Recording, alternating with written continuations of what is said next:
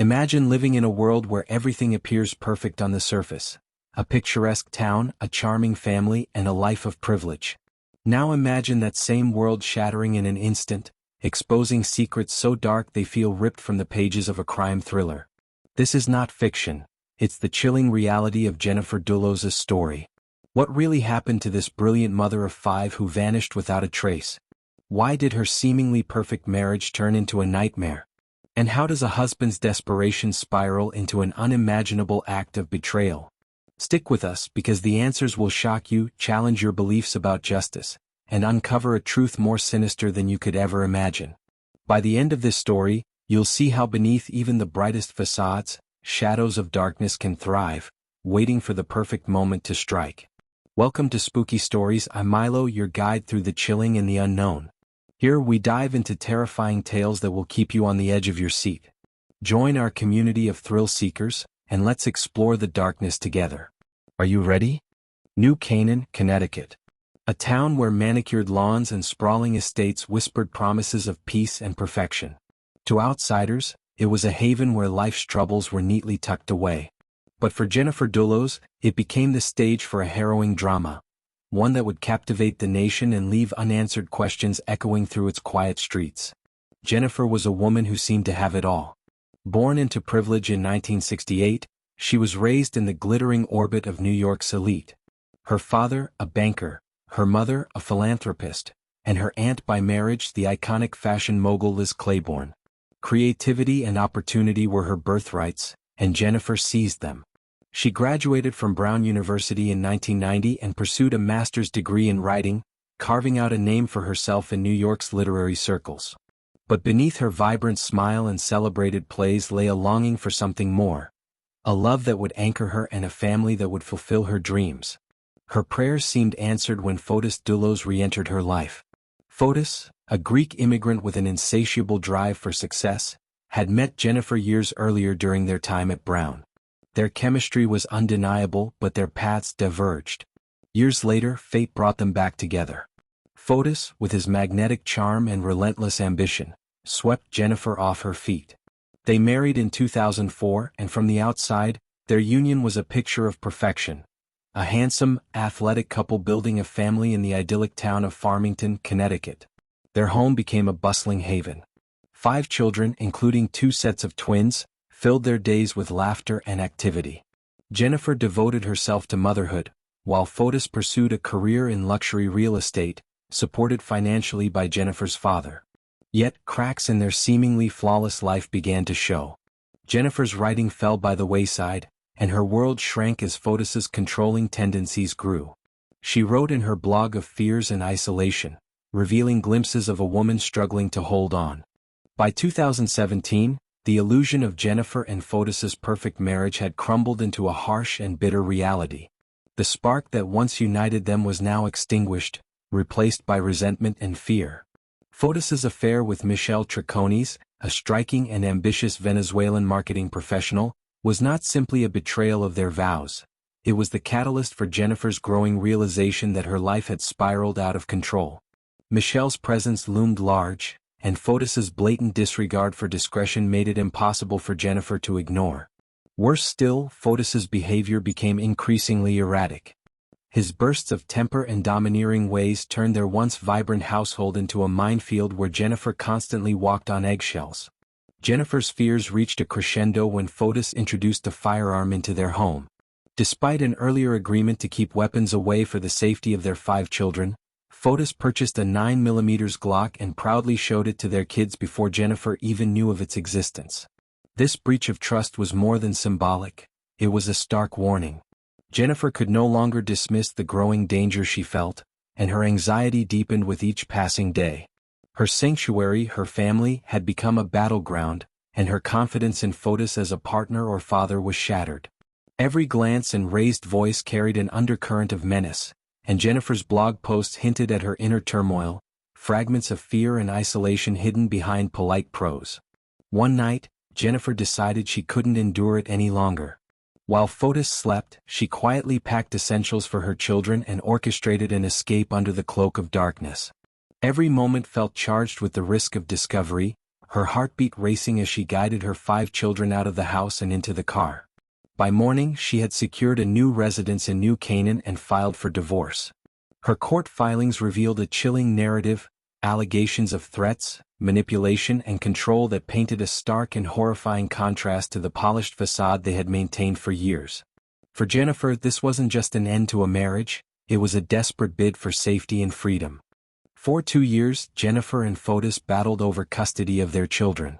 She sought to protect them from a man she no longer trusted, while Fotis sought to regain control. The tension reached a boiling point in May 2019. Jennifer's refusal to let the children visit Fotis's home, even to say goodbye to a dying family pet, seemed to ignite something dark in him. Days later, Jennifer vanished. The morning of May 24, 2019, seemed unremarkable at first, a quiet beginning to what would later unravel as a day of chilling mystery. Jennifer dropped her children off at school as she always did, her smile warm but tired, the kind of expression that masked years of strain beneath its surface. She returned home to prepare for 2 appointments in New York City later that morning, but as the hours passed, the day took a foreboding turn. Jennifer missed both appointments, and the first ominous signs of trouble began to cast their shadow. When her nanny, Lauren Almeida, arrived at Jennifer's New Canaan home, she was greeted by a stillness that felt wrong. The normally bustling house was eerily silent. Lauren noticed Jennifer's purse lying on the floor near the kitchen, its contents untouched. A cup of tea sat on the counter, still full, its surface unbroken. The air seemed thick with unease, as though the house itself knew something was amiss. Lauren began calling Jennifer's phone, her concern mounting with each unanswered ring. By late afternoon, dread overtook her worry as Jennifer failed to meet her children as planned. Desperate and fearing the worst, Lauren contacted the police. Her call marked the start of an investigation that would expose a sequence of events more harrowing than anyone could have imagined. Blood evidence discovered in the garage hinted at violence, while Jennifer's abandoned belongings painted a haunting picture of a life interrupted. The quiet streets of New Canaan would soon become the epicenter of a nationwide mystery, as the search for Jennifer unearthed secrets that shattered the illusion of perfection surrounding her world. Blood spatter in Jennifer's garage painted a harrowing picture, one of violence and desperation. Investigators quickly determined that this was no random act but a calculated and gruesome scene. DNA testing revealed the undeniable link. It was Jennifer's blood, and mingled with it on a kitchen faucet was Fotis's DNA. This discovery, horrifying in its clarity, was only the beginning of the story that would unravel over the following days. It wasn't just the blood, it was the way the scene had been meticulously cleaned, almost as if someone was trying to erase her existence. As detectives scoured the area, surveillance footage provided a chilling timeline. Fotis's pickup truck, a vehicle now etched in infamy, was seen making calculated stops along Albany Avenue in Hartford. Each stop was purposeful, with trash bags being discarded in separate bins, as if spreading out evidence could somehow erase it. These bags contained a macabre collection: Jennifer's clothes soaked in blood, cleaning supplies and zip ties, all haunting remnants of a sinister act. Despite the precision with which the evidence was scattered, the CCTV footage and the item's forensic analysis unraveled the meticulous facade Fotis and Michelle had attempted to create. What became clear was the extent of their planning. This wasn't a crime of passion, it was methodical and chilling in its execution.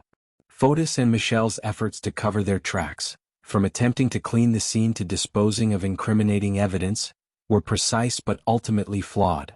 The trail they left behind was damning, and investigators meticulously pieced it together. It was a grim testament to their desperation and a haunting reminder that no matter how carefully secrets are buried, the truth has a way of clawing its way to the surface. Fotis and Michelle's arrest marked the beginning of an intense unraveling of their carefully constructed lies. Cell phone records painted a damning picture of Fotis's movements on the morning of Jennifer's disappearance, placing him near her home at critical times. Surveillance footage from multiple locations filled in the gaps, showing Fotis's pickup truck making calculated trips along Albany Avenue, where bags of incriminating evidence were discarded one by one. Witness testimony added to the growing web of suspicion, with accounts of erratic behavior and whispers of premeditation that hinted at something far darker than anyone had initially suspected. Prosecutors built a narrative that was as chilling as it was detailed.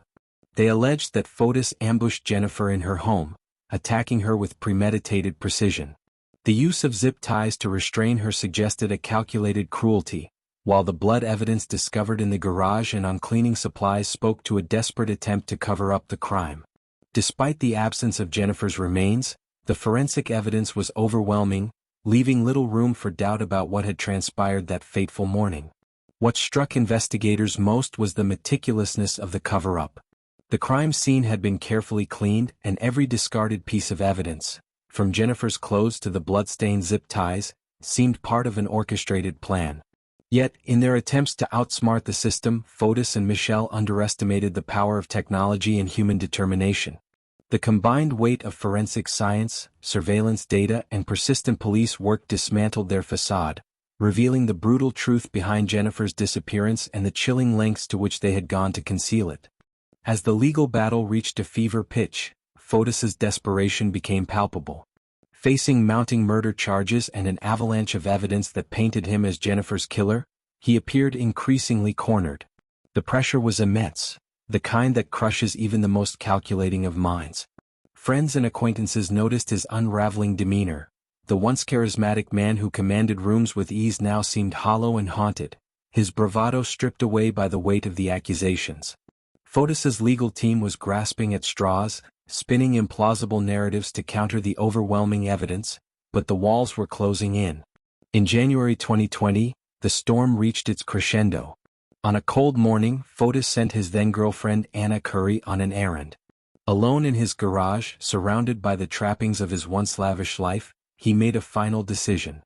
He wrote a suicide note, a chilling manifesto of defiance in which he proclaimed his innocence. "If you are reading this, I am no more," he wrote. "I refuse to spend even an hour in jail for something I had nothing to do with." The words dripped with indignation and denial, a stark contrast to the damning evidence that had piled up against him.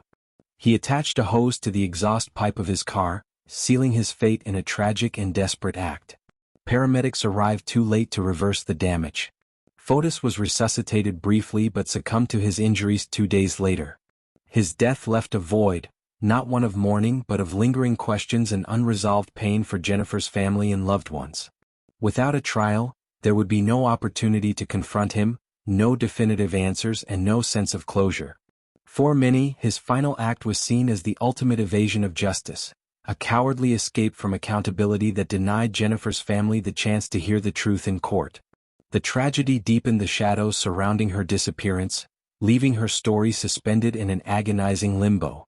Michelle Treconis's trial was a spectacle of revelations and calculated defenses, with each day in court peeling back the layers of deception that had long shielded her from accountability. Prosecutors presented damning evidence of her complicity in the cover-up, from handling blood-stained items to accompanying Fotis on the chilling task of discarding evidence along Albany Avenue. The courtroom was gripped by testimonies that detailed her involvement, painting her not as a passive participant but as an active accomplice who knowingly aided in obscuring the truth about Jennifer's fate. In 2024, the trial culminated in a verdict that was as shocking as it was inevitable. Michelle was found guilty on multiple charges, including conspiracy to commit murder, tampering with evidence, and hindering prosecution. The conviction carried a heavy weight, not just for Michelle but for the entire community that had followed the case with bated breath. For Jennifer's family, the verdict offered a semblance of justice, but it was bittersweet. The absence of Jennifer's remains meant the pain of her loss lingered, an open wound that no legal ruling could ever truly heal. Yet, even as Michelle's conviction brought the case to a formal close, it left behind a trail of unanswered questions. What had driven her to align herself so fully with Fotis, and to what extent had she been privy to his darkest plans? Her story served as a chilling reminder that beneath the surface of polished lives and pristine facades, unthinkable darkness can thrive, waiting for the perfect moment to emerge and shatter illusions of safety and trust.